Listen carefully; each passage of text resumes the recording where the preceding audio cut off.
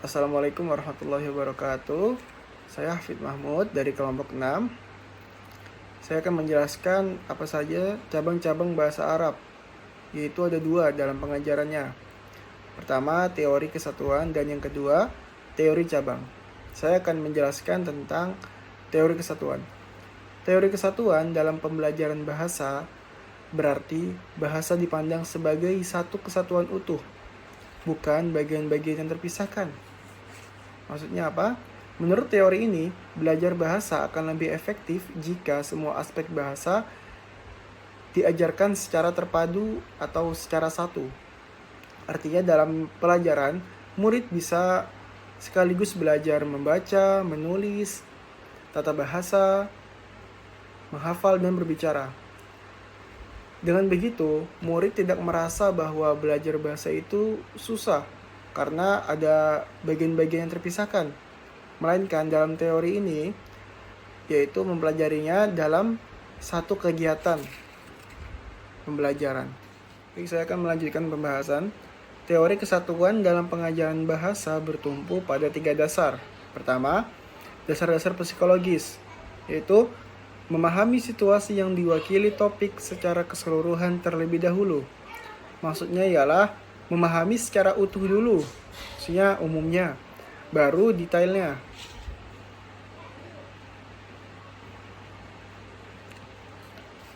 Memahami isi topik terlebih dahulu, setelah itu dijelaskan bagian-bagiannya. Cara ini sesuai dengan cara kerja otak manusia. Lebih mudah memahami secara umum dahulu, lalu mendalami detailnya. Yang kedua, dasar-dasar pendidikan yaitu pertumbuhan bahasa murid secara seimbang, tidak satu warna mendominasi atas yang lain, karena seluruh warna itu dipelajari dalam keadaan yang sama. Artinya, semua aspek seperti membaca, menulis, kosakata, sastra, saling terkait dan tidak berdiri sendiri. Dan juga murid berkembang secara seimbang, tidak cuma pintar di qawaid tetapi lemah di kalam atau sebaliknya. Guru yang mengajar semua aspek dengan perhatian yang sama, tidak hanya semangat di satu cabang dan lemah di cabang lainnya. Yang ketiga, dasar-dasar linguistik, yaitu pemakaian bahasa karena bahasa yang digunakan dalam ungkapan lisan.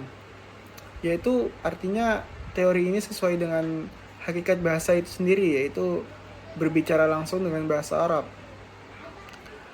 Bahasa dalam kehidupan nyata selalu dipakai secara utuh. Ketika berbicara, otomatis memakai kosakata, tata bahasa, jadi belajar bahasa juga harus secara utuh. Assalamualaikum warahmatullahi wabarakatuh.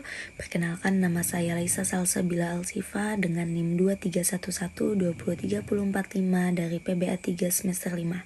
Di sini saya akan menjelaskan apa yang dimaksud dengan teori cabang. Yang dimaksud dengan teori cabang dalam pengajaran bahasa Arab adalah yaitu membagi bahasa kepada cabang-cabang ilmu, dan bagi setiap cabang ada metodenya, kitab-kitabnya, dan jam pelajarannya, seperti membaca kembali atau mutolaah, hafalan, ekspresi atau takbir, tata bahasa, qawaid, imla, adab, dan balaghah.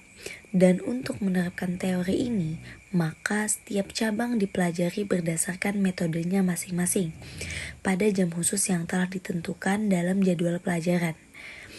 Bentuknya dalam pendidikan studi bahasa di sekolah banyak yang berjalan berdasarkan teori cabang. Di antaranya adalah yang pertama, jam pelajaran bahasa dibagi-bagi menurut cabang-cabang itu. Yang kedua, setiap cabang ilmu memiliki kurikulum khusus dan kitab khusus. Yang ketiga, dalam ujian nilai dibagi atas cabang-cabang itu. Dan yang keempat, guru menguji murid-murid dalam cabang yang ia kehendaki, setiap cabang secara terpisah. Manfaat teori cabang sudah tidak diragukan lagi. Di antaranya adalah ia bisa memberi kesempatan kepada guru untuk memberi perhatian lebih pada sebagian kajian kebahasaan di waktu yang khusus. Yang kedua, bahwa ia mengizinkan guru untuk menguasai persoalan-persoalan yang semestinya dipelajari.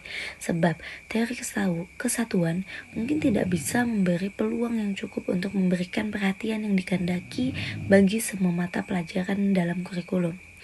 Nah, untuk kekurangannya, jika bagi cara ini ada manfaat, maka sesungguhnya baginya juga ada kekurangan.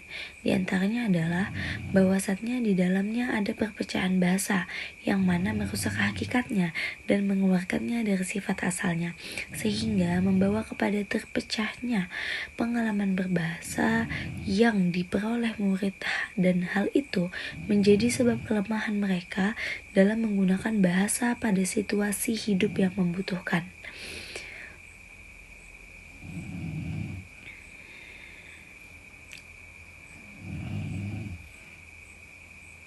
Di dalamnya juga ada ketidakseimbangan dalam pertumbuhan berbahasa. Bisa jadi semangat guru besar dalam pengelajaran nahu, lalu pengaruhnya tampak pada murid. Kemudian semangat itu melemah dalam pelajaran membaca, maka murid tidak memperoleh manfaat daripada ilmu yang diajarkannya.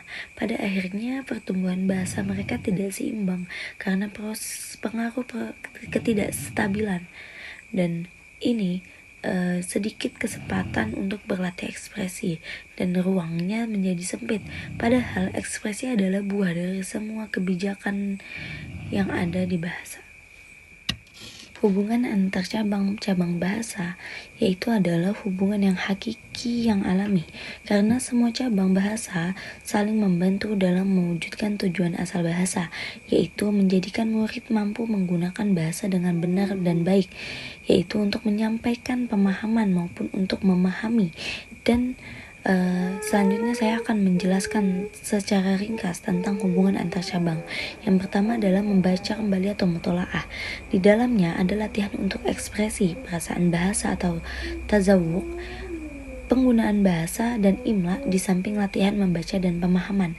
Yang kedua, tata bahasa atau qawaid. Di dalamnya ada latihan untuk ekspresi, tazawuk, imla, dan di samping itu melatih kemampuan penggunaan bahasa yang benar. Kemudian yang ketiga ada imla atau ejaan. Di dalamnya ada latihan untuk ekspresi, tazawuk, dan penggunaan bahasa di samping latihan menulis huruf dan kata dengan benar. Yang keempat adalah kajian sastra, mencakup nasyid, hafalan, teks sastra, dan balaghah. Di dalamnya ada latihan membaca ekspresi, penggunaan bahasa di samping ada pemahaman tazawuk dan pengembangan perbendaharaan kata. Dengan demikian, hubungan antara cabang-cabang bahasa itu erat sekali.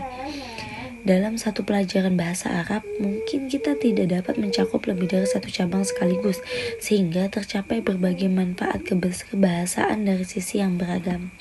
Mungkin sekian yang dapat saya jelaskan, kurang lebihnya saya mohon maaf. Saya pamit undur diri. Wallahul muwaffiq ila aqwamit thoriq. Wassalamualaikum warahmatullahi wabarakatuh.